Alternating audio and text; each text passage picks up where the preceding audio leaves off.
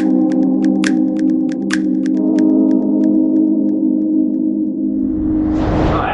name is Verberne, one of the founders of Rolapac.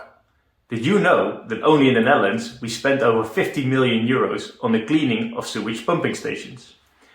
Urban areas are increasingly faced with the formation of fat layers in sewage stations.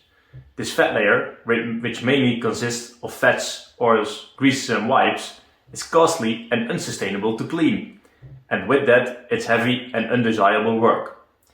The conventional way of removing the fat layer in the sewer is via diesel-driven trucks that suck the fat layer out of the sewage system. This waste is then transported to the incinerator. This is a CO2-intensive process. When maintenance is scheduled during a period of rainy weather, the lift station needs to manage the excess water, resulting in the maintenance stop to be rescheduled. This makes the planning of maintenance often a very time-consuming task. In addition, sewage pumping stations are often located in residential areas, where maintenance can lead to inconvenience for local residents. The Rolapac solution prevents the formation of fat layers, which reduces the cleaning necessity of the sewage station.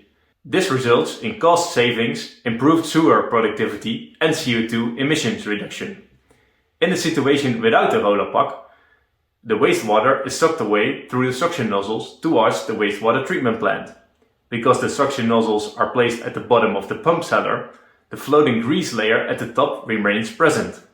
Over time, this floating fat layer gets thicker and thicker. By installing the Rolapac system, wastewater is no longer only extracted via the low-lying suction nozzles, but also via an additional opening at the top of the cellar. Important to mention, we can install the system in only one working day. We make sure your pumping station remains clean, and the payback period is less than 2 years. Let's discuss your business case.